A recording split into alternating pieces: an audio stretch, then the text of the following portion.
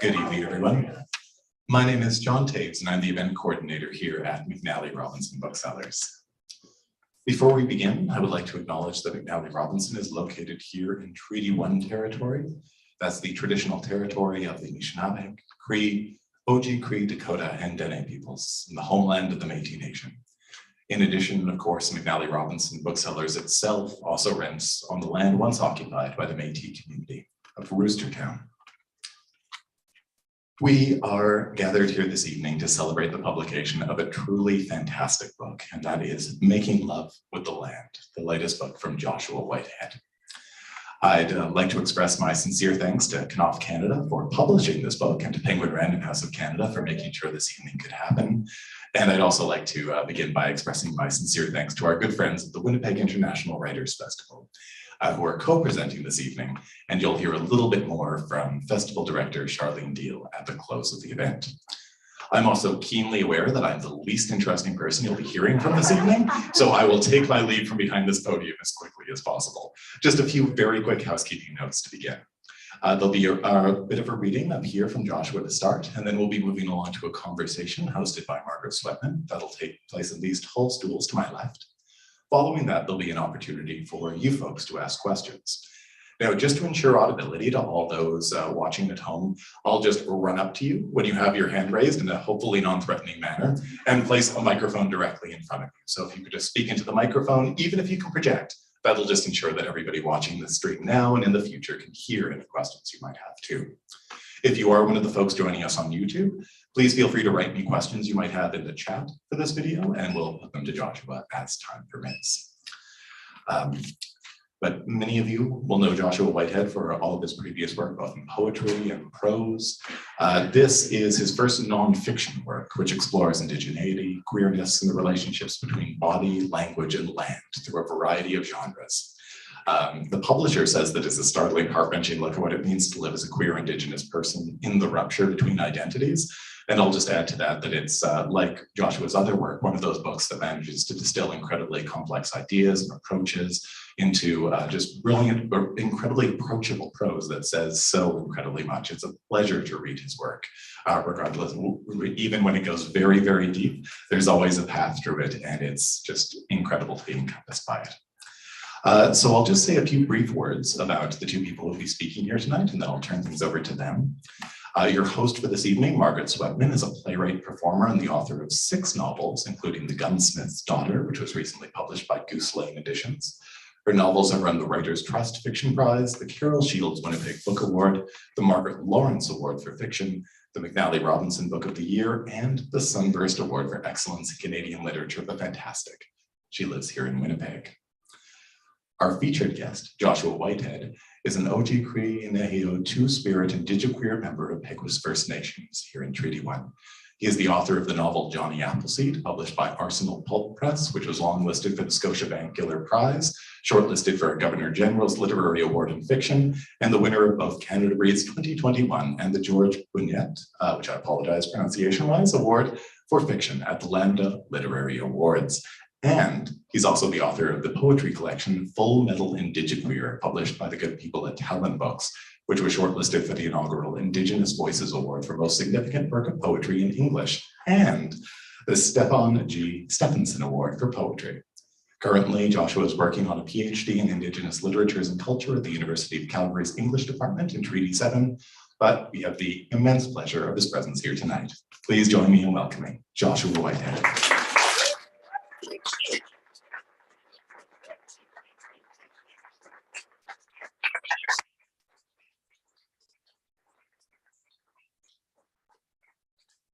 Tante folks, hi everyone. It's nice to be back here in Manitoba. I have to apologize. I think I brought the snow from Calgary, so I will take that blame on myself. Again, it's nice to be back here at McNally. I do love McNally bookstores across the prairies. I think I spend far too much money here. So John, after this, please take my credit card away from me. because that discount is tempting. It's nice to see so many wonderful faces of friends, old and new. To see Margaret, Jenny Hadrian Wills, Charlene. It's just nice to be back. Back, I guess, in my homelands, I suppose. So I'm going to do a short little reading from Making Love with the Land. As John noted, it is nonfiction, but I wildly question if nonfiction is a thing for Indigenous peoples outside of being testimony only within this book. And I wanted to read a short passage from an essay entitled My Aunties Are Wolverines. So there's 10 essays in this collection. Each of them have different themes around queerness or indigeneity, as well as mental health. And so this essay is about my late aunt, her name is Terry, and it's really kind of thinking about mourning and pain, but also trying to transform it into love and remembrance. If too much love is a sickness, then so too is too much pain. I let myself float, unencumbered, sense deprived, and look at my life as if it were a slideshow. I am trying to find the kid in me because he is galvanized light, and I am just a shadow reflecting in the wake, not knowing if I'm swimming upwards or downwards. I make like a leech and hold on because sometimes that's all I know how to do. I scare myself because I so willingly injure my spirits. I'm a Wendigo who eats himself to mourn. You can't eat pain without also eating memory. And you can't eat memory without eating story. To eat the self is to eat community, is to eat those very ones that you shield from the world. Sometimes I think of mourning as if it were a haunting. I think of Ed Warren in the film The Conjuring 2, singing Elvis Presley's Can't Help Falling in Love, while Lorraine Warren looks at him with such love, knowing full well this man will be her downfall, even as the kids sing along with glee. I am forced to ask myself if pain is a possession, even as I know full well the answer. Pain always adds an apostrophe before calling our names. The Warrens teach us that there are 3 stages of demonic possession: infestation, oppression, then possession. Sometimes when I let myself feel, I am like a possessed doll, sitting and staring at pictures, by which I mean staring at myself. And afterwards, after the high, I fall back into a state of being that gravitates me towards the bed.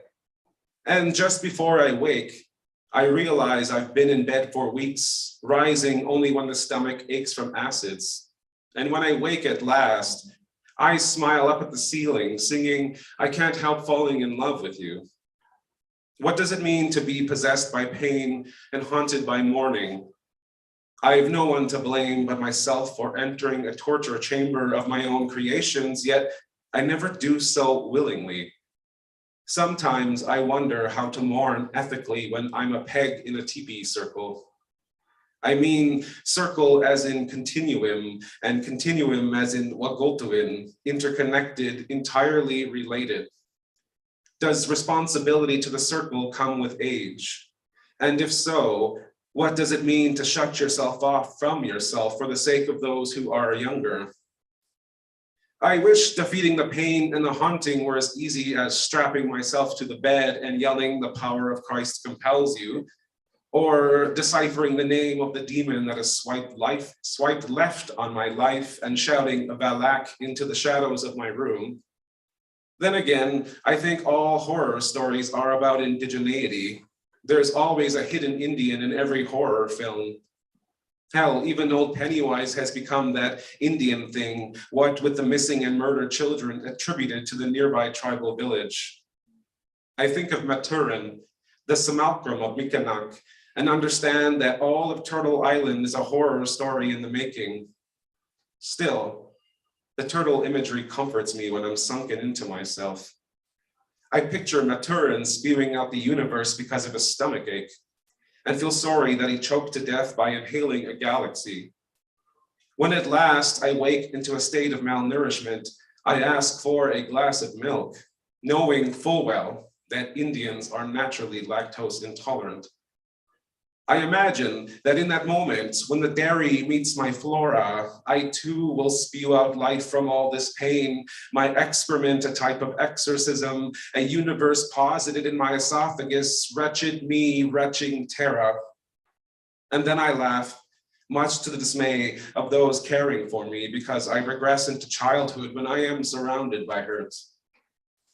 When I think of child me, I picture my auntie in her townhouse across from me on Uthwaite, the Selkirk housing projects that we sometimes call Sesame Street, because low-income housing always looks like Oscar the Grouch. And I hear her guttural scream. She throws open her screen door, a plastic ladle in hand, and we watch a scrawny man running down the block, barefoot and bare ass, his face the portrait of horror as he's called a goddamn curse. I think, now there's terror in the making, and smile up at my aunt from the cement where all my cousins are drawing chalk dinosaurs and pretending to be raptors. We used to play this game as kids, a game we called Raptor, this being when the movie Jurassic Park was popular. We'd curve our pointer and middle fingers into a sickle claw and chase each other around the neighborhood, infecting others, who became our prey as raptors until only one survived and we finally got to feast. You'd watch us from the back window, shaking your head and laughing to yourself. Silently, it seemed to us, because we could see you but not hear you in the window where you'd watch us kids thrive in our imaginations. Later, when we'd come in for water, you'd say, "The heck you kids doing anyways?" And we'd all laugh to ourselves, as if only we were in on that joke. We caught you once in the living room, curving your fingers into that sickle. You noticed us and turned red-faced. "Sakes, mind your business," you said before bursting into laughter and hissing prehistorically. You looked at your hand, which now became a claw, and chased us up the stairs with that sickle, screeching the entire way. I remember your hissing, our shrieking, and you eventually catching us and prodding our bellies with a fierce tickle that made the house shake with laughter. The neighbors didn't care for our noise, and they banged on the walls. You went straight up to that wall and banged back, inviting us all to join. "Hey, shut the hell up," you yelled into the wall, your hands cupped around your mouth. My kids got a right to laugh. Thank you.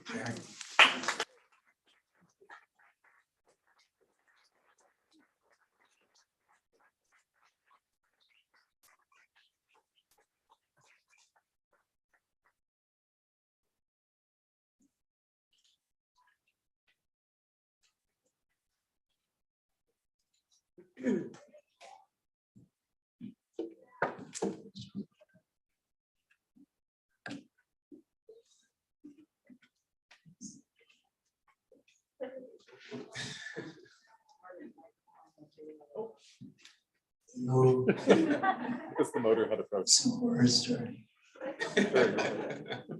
Canada's a horror story. I was so glad, man. This is I've been scared about doing this because this is a very complicated book, and it took the first. I just want to say that when I first read the first bit, it was a sample because I couldn't get it yet, and I felt this huge exhilaration to read such linguistic play, really powerful language. And also, I felt like I was witnessing a revolution, that there was a true change. And one of the things I hope we eventually get to is the notion of sovereignty. But I wondered if we might start with some of the material that you just read. I love the title, and I was thinking too, because it's here our Remembrance Day, which fills us all with a certain degree of horror, I think, for various reasons. And that chapter, this essay, is so skilled in drawing this portrait of a woman, of a neighborhood, and also of visceral pain in memory and honoring pain. it's just dynamite. Wait till you get into this book, and you got to read it twice. I'm going to start there just with something I want to ask you, and I have to refer to my notes a lot because this is way beyond me.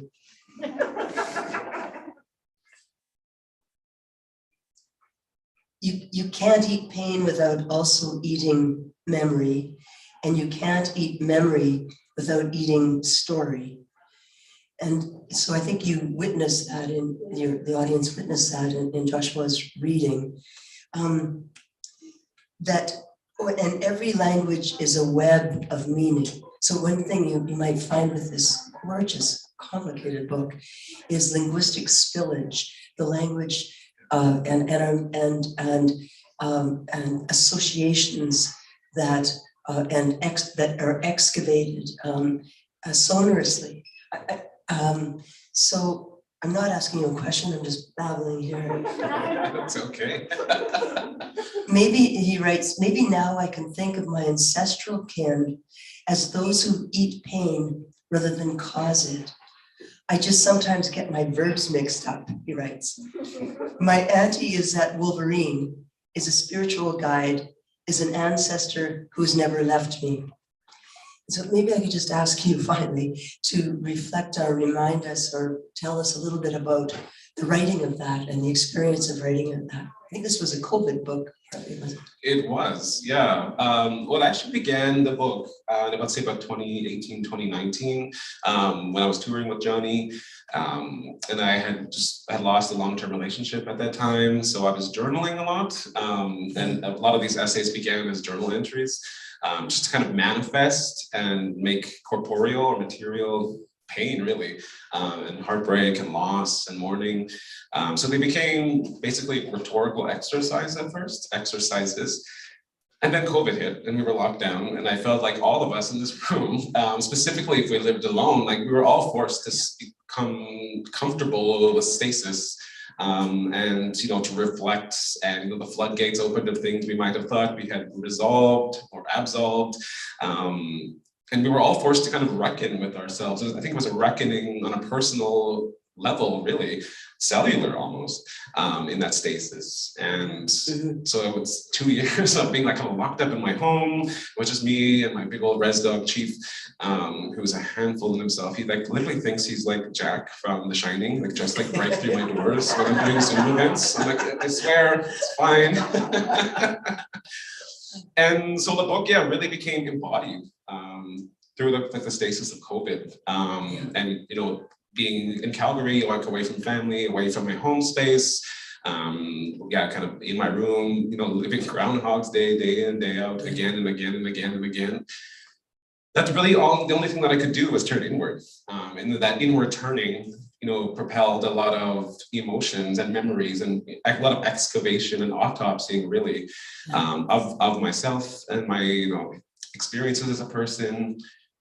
And so, like, for example, My Aunties Are Wolverines really kind of came out in that moment of like thinking about how can I mourn, the loss of this great matriarch in my family, like my mother's sister, my brother Cole's mother, who's there, and to really kind of think about how to mourn, like in a delayed sense, and really, trying to pay homage and honor, but also to give remembrance, like thinking again that a headstone is a luxury, really. So for me, My Aunties Are Wolverines was a way of really trying to like take that mourning and that pain that I perhaps edged for so long, for lack of a better verb. Sorry.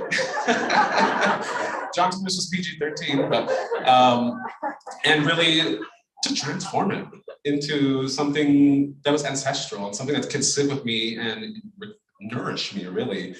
So My Aunties Are Wolverines was really a way of building a literal and metaphorical headstone for this great matriarch in my life.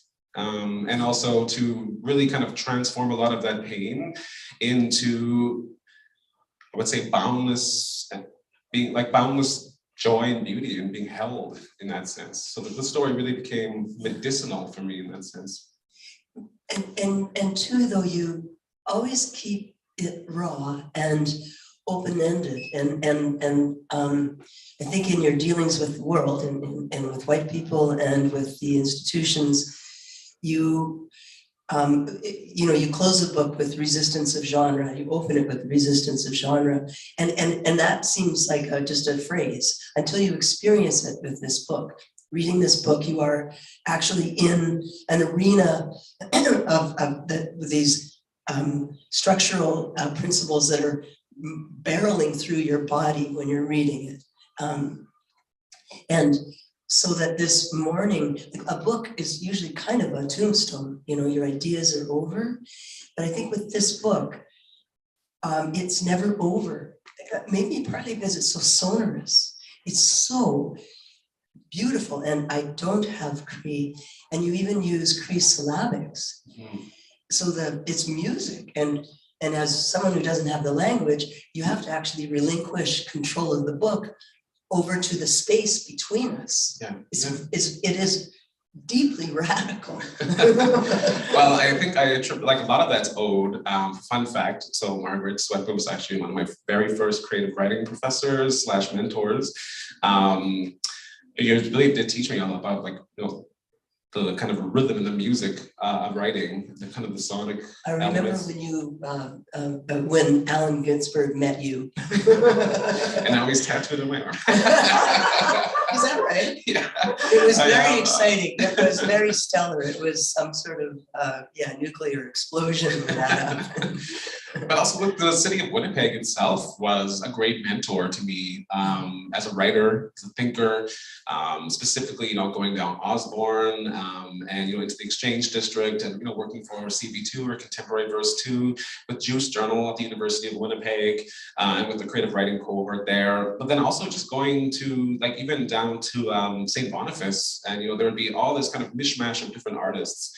There'd be rappers, and there'd be jazz musicians and poets and writers and painters, and it was always collaborative in that sense. And I think Thin Air does a great job maintaining that kind of grit, I would say, that Winnipeg really holds as a creative hub. So the downtown of Winnipeg really taught me, one, about kind of the raw elements, the honesty of writing, and two, maintain that, like, hard prairie stance and that hard prairie, I would say, embodiments, like the sense of it, and then the musicality of it all, right? And it's hard to not also hear that, at the Forks itself of the Assiniboine and the Red, like, there is music there too, right? So I owe Winnipeg a lot for the tutelage that it gave me. Well, you were always, you've always had, you were obviously gifted immediately. I saw that, and it was 2008. And gifted, and the idea too that a talent, you write in this book that of an exchange, and maybe to get back to this notion of sovereignty, that you modify it as reciprocal, that it's again open-ended, that it is a relationship. And so I wonder if you might want to talk about this. Is the first person in this book is very diaphanous, and is very much an intersection of memory and gut and body and land, and so. And I wonder that's a hard. I don't know how you did that. Neither do I. Yeah, well, you said you did it during REM, like it was. Yeah. He dreamed this book, but it's also incredibly cognizant. So. Yeah, I teach my creative writing students all the time. They're like, how did you write such a full-fledged character like Jonny Appleseed? And my first notions, well, what you have to do is you have to sleep with your character. And always causes a laugh, but I really do mean that. I really do channel, and I have very vivid dreams at all times. And I very much will wake up at 2 a.m. And write them into my notes app or journal them down and hope there's been a few instances where I've sent absolute gibberish at 4 a.m. to my sister. She's like, what are you talking about, aliens and stuff? But I really do think about dreaming as a motor for writing, really.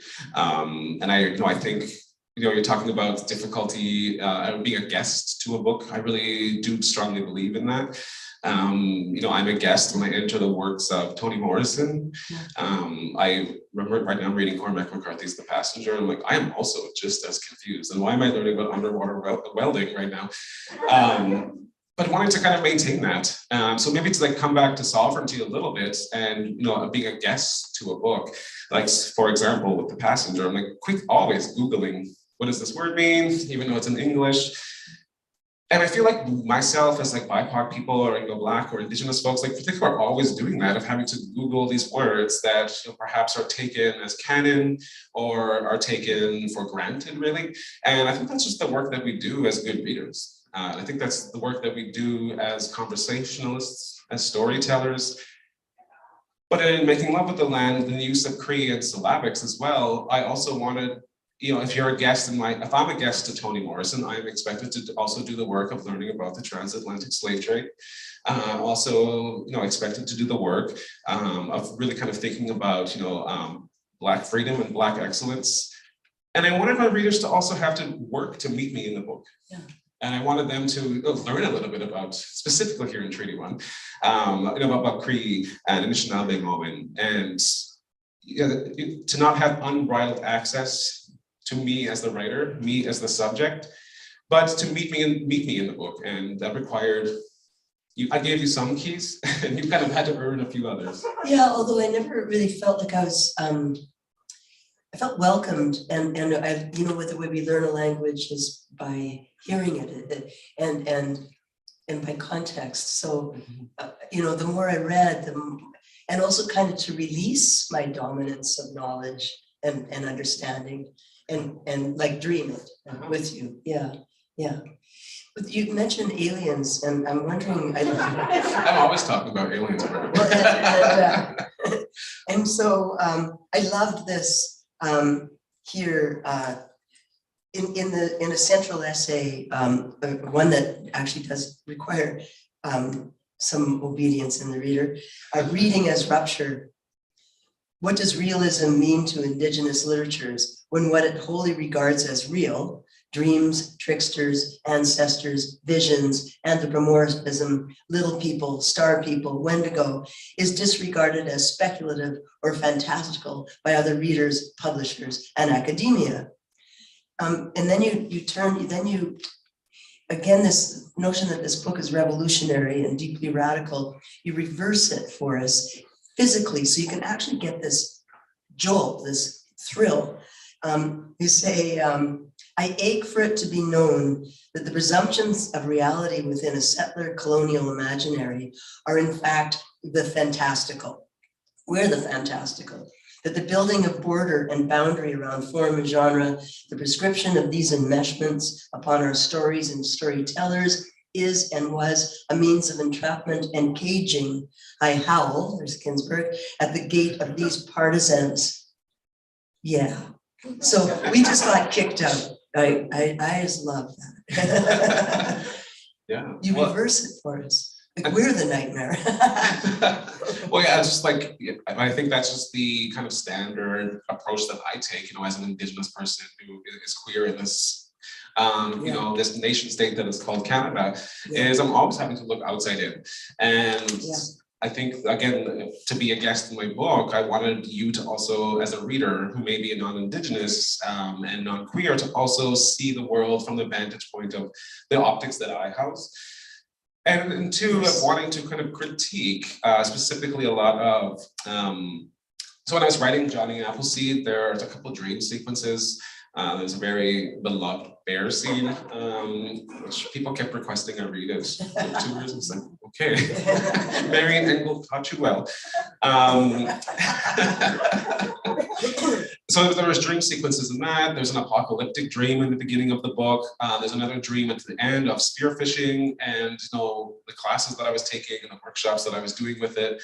And to the editorial process, a lot of the times they were asked, please remove the dream sequences. That's taking away from the realism of this book. Right. And for me, the realism was those dream sequences, was dreaming and knowing and feeling and crafting a texture of what a future of decolonial Indigenous joy looks like, and what it means to be sovereign in a body that is queer and Indigenous, or that is rural and poor, and all those intersections kind of coalescing to be a space of freedom, really. So that like it was kind of read as magical realism, and I see that happening with the works of Cherie Dimaline, with the Rougarou and Empire of Wild, trickster stories with Thompson Highway. And these are not fantastical. These are not myths. These are not folk tales. These are like very real, lived oral histories, and to treat them with the same reverence as we would when we. Cormac, again, come back to Cormac McCarthy. When Cormac McCarthy writes biblically in The Road, right? That same reverence should be attributed to Indigenous concepts and Indigenous ways of being and Indigenous histories that may be oral. They're just as valid, if not more valid, than a testimony of a residential school survivor. It's just as important, but it's not the kind of the synecdoche, or it's not a metonym, I would say, or A coffin. or a coffin, really, right? It's not synonymous with Indigenous stories. So Yeah. I really wanted to kind of combat that a little bit and critique it, and offer maybe in a sense of like the late Greg Younging did, of like a roadway or a map to finding a space where our stories can bubble over.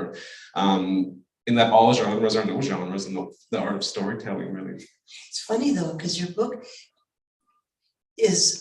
it was radical, and yet it doesn't seem like a polemic. Like it doesn't.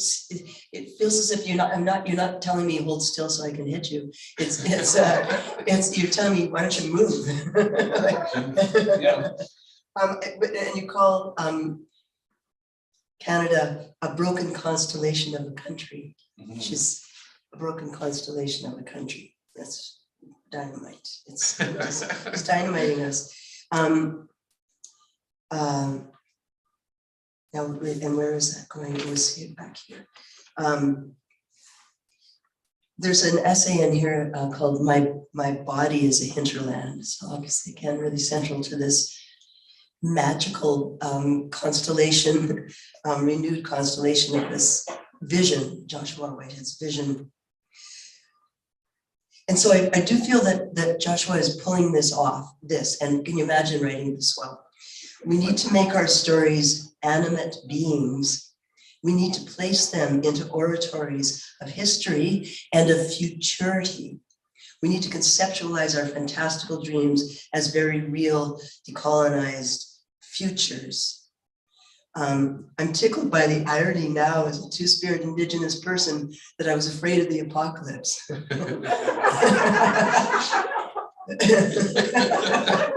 The first time, yeah. But in that sense too, so like in a Cree epistemology or a Cree way of being, which very much differs just in like the kind of application of it all from English, French, or Spanish, is that rather than a hierarchy that positions humans or mankind at the top, and really kind of rocks and fungi and insects as the lowly bottom, where it's just like towering, it's higher, or it's a vertical, right? In a Cree sense, like in our language, we don't have genders. And when we refer to something, we refer to it either as animate or inanimate. And so what Western languages might consider inanimate, like rocks, which are used in our sweat lodges, grandfather rocks, right? Or the sky, or the rivers, or the very land itself, or the lowly mushroom. These are all animate beings. And when we animate something in Cree, we're in relationship with it. And so for me, what I want to do is to also think about when we put breath to words and we read aloud, these become animate beings, at least of all to me, in that a story is, I would categorize it personally as something that is animate and that I'm in relationship with. So I'm accountable to the story as much as I am accountable to keeping our waters clean, keeping the land alive, really, right? And so for me, it places us in a circle where everything is interconnected, or constellation, rather than looking down, from the God's eye view, right? Yeah. And again, in Cree, as far as I've been taught, we don't have finality. Like we don't ever say goodbye forever. We say gitom, which means like see you again, see you in the future, which for me really kind of brings it back to that cyclicity. And much like a sweat lodge with the entrance, there's two knobs for the entrance. But as I've also been taught, one knob is childhood and one knob is elderhood, and you just kind of cross or interconnect in that sense. So nothing really ever is final. Finality doesn't exist in a kind of Cree point of view that I guess through my teachings that I've been taught. But what does exist is kind of the continuum and continuality in that elderhood and childhood. A child is regarded with the same level of knowledge and respect as an elder would from coming from the ancestral tongue, which I read about in the final essay, like, who am I to correct my niece who's calling birds beads? And so everything continues in that sense. You know, obviously there is death and atrophy, but that never signals a finalism, really. Which is why I'm like, it's ironic that I'm terrified of apocalypse. Meanwhile, I'm like, that's just the beginning, right? Although, yes. Okay. It does terrify me, though. Very scary. Yeah, well, there might be a problem with, you know, a few errors on the way that led to the apocalypse. Very much so, yes.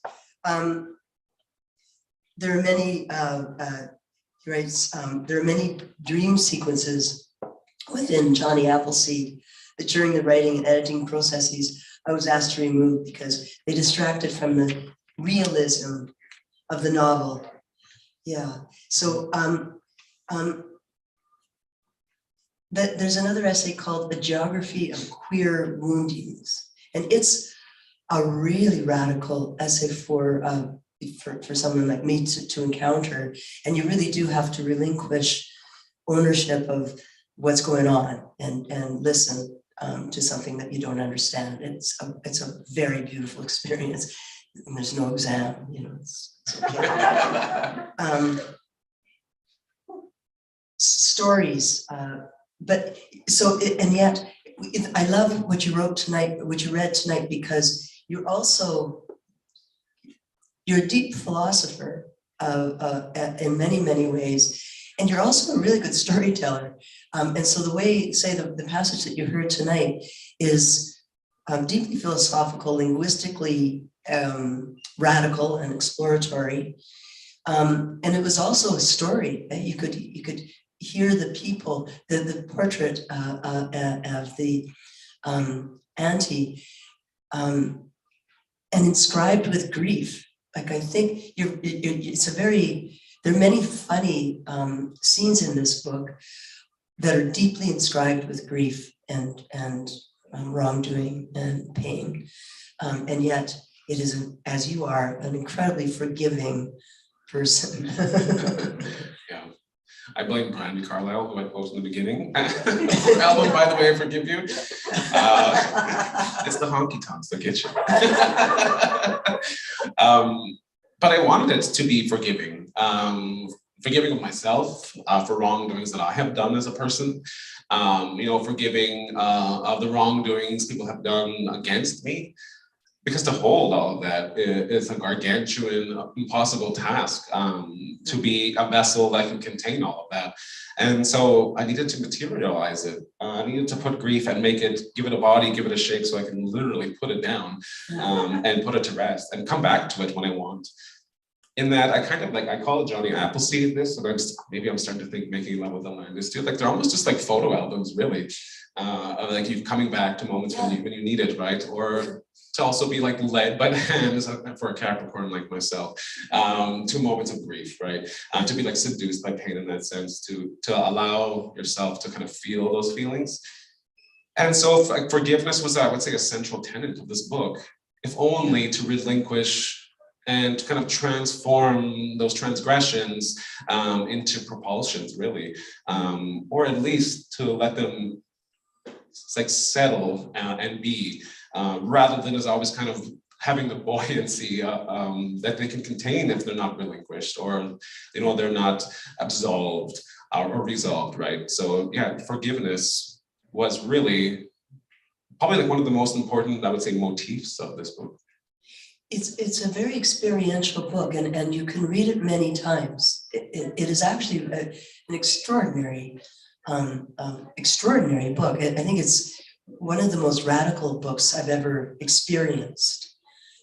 So you're in for a huge thrill if you haven't already read it. And I'm thinking that you have many questions for Joshua. Maybe we'll open that floor. I'm watching the time here. Sounds great. I see John there. Absolutely. So just as a reminder, if you put up your hand, I'll place a microphone in front of your face. And if you happen to be watching on YouTube, please just feel free to write your question into the Q&A. So there is one question from YouTube just to start things off on a particularly apocalyptic note.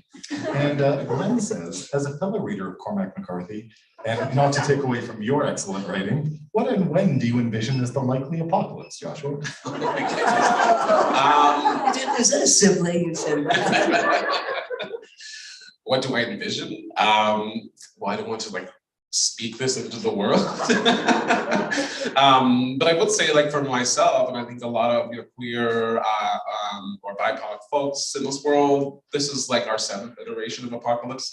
Like, for example, the jingle dress was invented for the Spanish influenza, or was brought into being for another flu virus.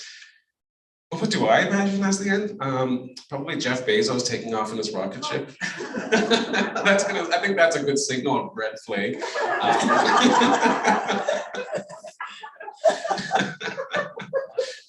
So yeah, I'll keep a look on that. And were there any questions locally? Oh, yes. Yes. Listen with interest to your what you've been saying. Thank you. And it's all matter of, I'm a Cree, 94 years of age, and I've lived through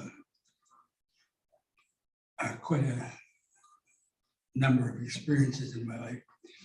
One of the things that I've, when you talk about indigeneity, and then you talk about the breakdown of people, Cree and other, I'll use the word Indian because that's the word I grew up with. Look at life, there's a holistic way of looking at life. Mm-hmm. And that there's this whole matter of your relationship with the total world, which is, there's no breakdown of the animate and inanimate. Everyone has a spirit. But there's also a belief in Indigeneity. But there's also this whole matter of how, how we begin to look at the Cree way of looking at life. And it's not someone that stands up there like, God made man and made him the master of the universe. With a Cree, man is a part of that universe. He's interrelated and interconnected with all the other parts of that. So it is very important, I think, when you start looking at how you begin to analyze, the world, and we tend to, I think, sometimes get lost in the white man's way of breaking things down and looking at things. So we have to be very careful when we talk about indigeneity and how we relate to the world, because we're part of that. We're interconnected to that, and we're not separate. We're right in the midst of that. So I think that we have to be very careful when we start talking about indigeneity, that's a hard word, and how Indian people react to the world, and it's not a part of being anxious or afraid, but respecting how the rest of the world, and by that I mean the animate and inanimate people we're talking about, live with us. So I think that at times we can begin to get caught up in the white man's way of thinking, which is breaking things down, which has made him what he is today, of course. But it's still it's in the worst and best way, I guess. But we have to remember what we are and how we relate to this world. I told him, thank you.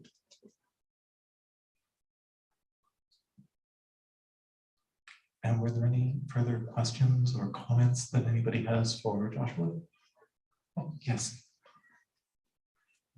Hi. So you talked about the deconstruction of genre, and I've seen this happening, of course, with your book and the Louis Belcourt's most recent work on minor chorus, and you mentioned how in the end maybe we'll have no genre, right?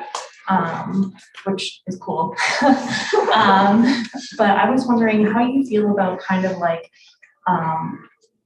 for lack of a better term, like a runaway train effect, and people trying to come across that sort of in a less honest way, because I see it happening, it's very exciting, but how do we get it on like an honest track? You know what I mean? Do you know what I'm saying? Yeah. Yeah. Not very eloquent all the time. No worries. The snow has fallen. It's funny, like people mistake me and Billy all the time. And we keep flip-flopping, he released Instrumentary Body. I'm like, I got nonfiction coming too. He's like, I have a novel. I was like, okay. And I suppose, I don't know if I have a direct answer for that. I guess what I was thinking, as someone trained in the university, and as having two careers, a writer as well outside of that, was to really think about, well, if I'm going to be decolonial on this land and call this space treaty born as it is, and recognize that this is the homeland of the Métis Nation, and that the confluence of those rivers is very important historically. So if I'm going to be decolonial on the land, I wanted to do it on the page too. And to do that on the page, I needed to recognize that formulations of form and genre, when put through the manufacturing of publishing and editing, is there for a very specific reason, which is very, for me, tied to capitalism. To label this book nonfiction is to put it into a categorization, which is going to put it up in a certain avenue for awards and recognition, and is also going to position it in a specific space on the shelves for sales, right? And I guess that's important, I suppose, but it's not the most relevant thing to me. And I suppose what I'm noticing and what I'm seeing, and which fills me with a lot of hope right now, is everyone who's writing in this very specific moment, I'm kind of seeing the hybridity of genres braiding together. I think autofiction has become very popular, which I love to see. And maybe it's just because I'm so buried in nonfiction. It's all I'm reading. I'm trying to get back into a fiction. But in that sense, maybe for me, it just kind of comes back to a fundamental truth for myself, that objectivity is a falseness. There's always going to be subjectivity influenced or infused into something that appears objective. And something that is objective is only objective, in my opinion, because it is classified and kind of endorsed, really, by a certain position of people, in a certain position of power, in a certain position of institution. And so it comes back to me with genre, and where I see at least Canadian literature going recently, I think done very importantly and very beautifully by Black and Indigenous writers of color, is that I think right now what we've come to know, and what I've always kind of taught myself, and what I try to teach my students, is perhaps this is the noun body is very enormous. We all have a body, but a river has a body of river, a body of water, bodies of land, and bodies of text, bodies of literature, in that, this is literally given a spine and becomes a body, right? And so in that sense, to excise or to pull the umbilical cord from myself that feeds these stories is a kind of a violent undoing. And so I think I see that right now in what's being published and what's being read, is that the personal, or my body is like umbilically tied to the body of text. Is that autofiction? I don't know. But I think like the stories of, perhaps marginalized folks are taking precedent in the stories that we're telling, be them nonfiction, be them fiction, be them poetry. I think of Ocean Vuong right now. Time as a Mother is it's like poetry, it's autofiction, it's memoir. And I think perhaps that just speaks to the limitations of things we call form and genre, and that they can't encapsulate or fit the bodies of those who have who live as an exhausting politic day in, day out. So I think that's where I kind of see genre and form going. Yes.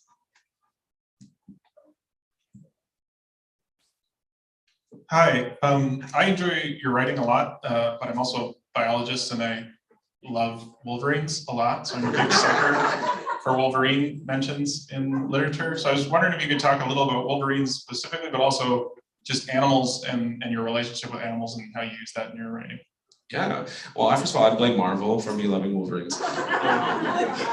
Great Canadian daddy, I suppose.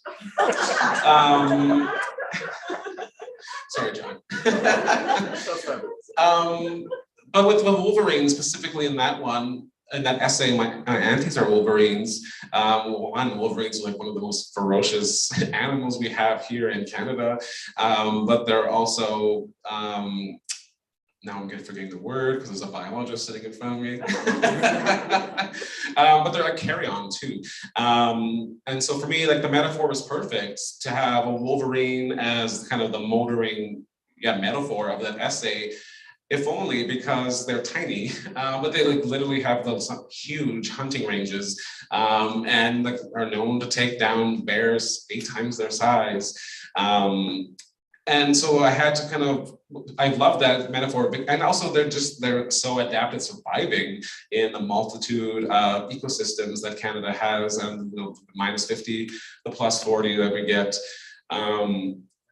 They're adaptable and tiny, but powerful and ferocious, but also very in tune with their hunting grounds and the land that they inhabit, as kind of caretakers of it too. So it was the perfect metaphor for me to attribute to my aunt, but then to move inwards inside of it to perhaps let metaphor encapsulate the Wolverine, to make it not only a flesh eater, a carrion and flesh eater in that sense, but also a metaphorical one that eats pain too.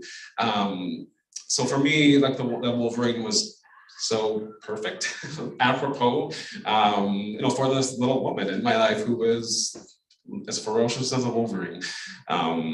But in terms of animals, in making love with the land, I think of Kim Tallbear, who, I think we all experienced this in COVID, specifically the lockdown periods, is like, we don't need to go outside. And we would just be like so relieved and so full of endorphins and joy.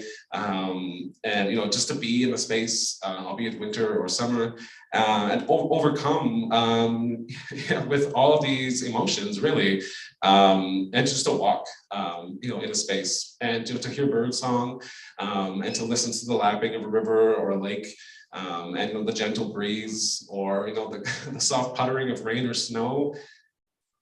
For me, it was very important. That was so fundamental in that I think we all got to experience a radical relationship with the land bases around us that I think we took for granted for so long, that we only remembered because we had no other source of joy.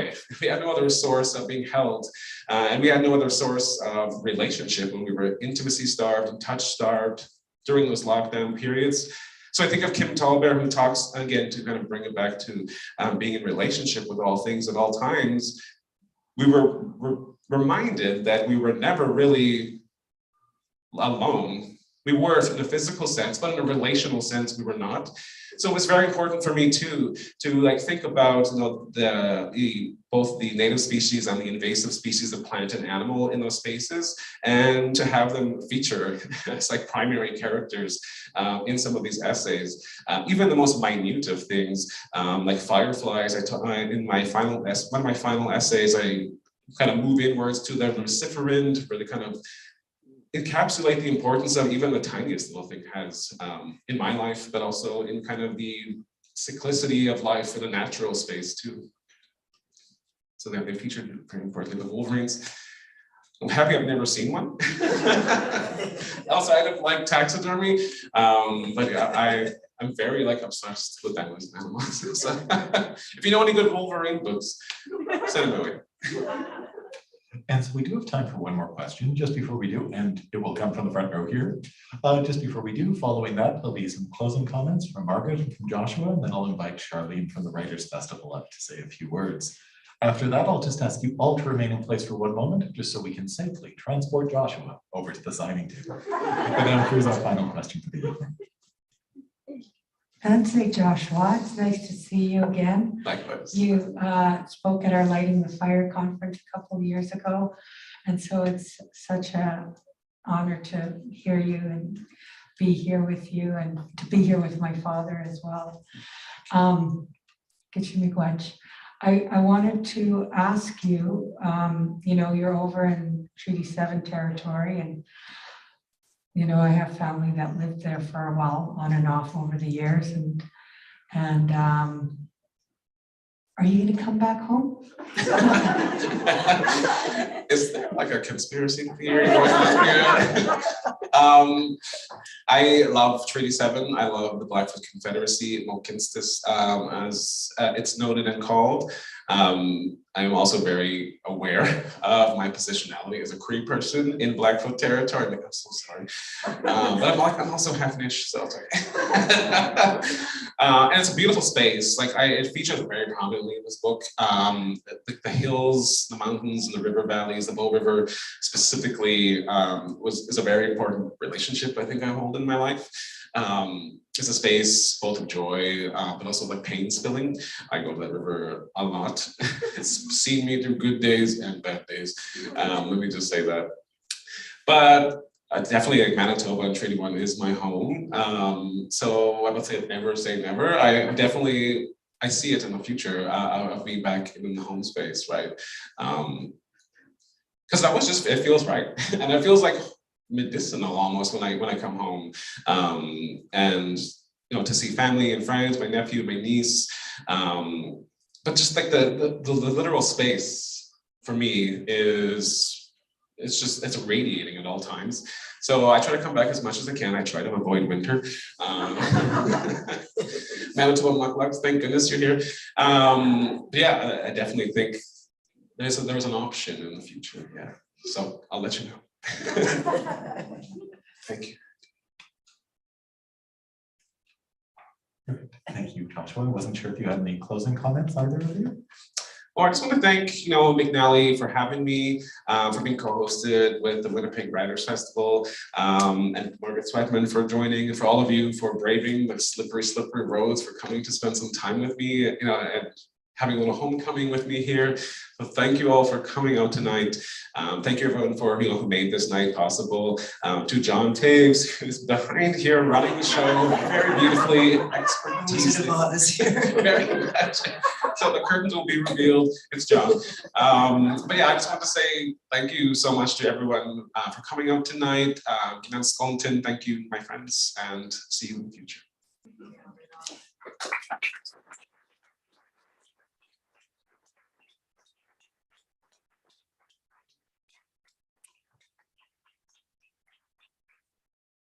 What an amazing evening. Thank you. Oh my goodness. Thank you, Joshua, for writing and for thinking and for putting your heart into all the things that you do. It's part of your instruction to all of us, I think, and part of bringing us as guests into really important transformative ways of thinking and being. I kept thinking as you were having your conversation that I had this extraordinary experience on Sunday, which is not that long ago, but I was traveling, I was connecting through Toronto, and I had a little chunk of time. And one of the people I was traveling with said, "Oh, you should go see the Kent Monkman exhibit at the Royal Ontario Museum." And I thought that is a great way to spend my afternoon. And I walked through this exhibit called Being Legendary. And if any of you have a chance to see it, you really must. But it's sort of the new incarnation of Monkman's work, which is another kind of iteration of his explorations. And it is also kind of transformative storytelling. So no longer, how do I fit into this colonial institution, but how do I say what my story is? And those pieces are so magical. And I hear that work in yours as well, the courageous storytelling that invites us to be guests in your land. So I'm extremely grateful. Yeah, just extremely grateful. So would you all like to join me in thanking Joshua for this extraordinary meeting?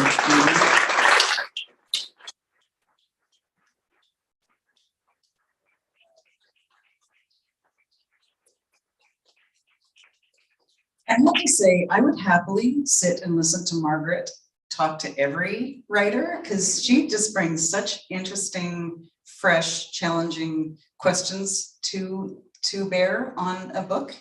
So thank you, Margaret. That was also really wonderful.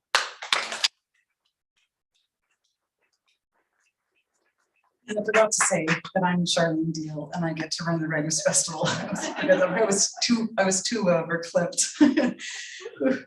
And I do get to spend a moment to say we are so incredibly fortunate in this city to have a place like McNally, which will welcome us and give us a place to hear and read and think and be part of the community. So apart from the Wizard of Oz behind the curtain here, this whole place is such an important cultural hub for us. So will you just join me in giving a really big round of applause for this amazing place?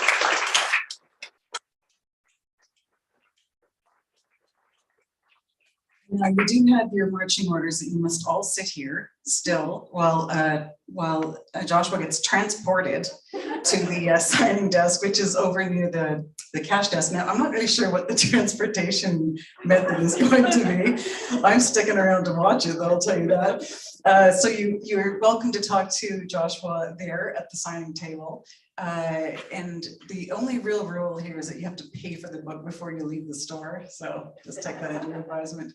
So thank you all for coming tonight. This is the last of the fall collaborations between the festival and McNally, but we have a few plans in the hopper for after Christmas. So stay safe, drive well on these terrible roads, and please do join Joshua momentarily over by the signing desk. Thank you all for coming. Good night.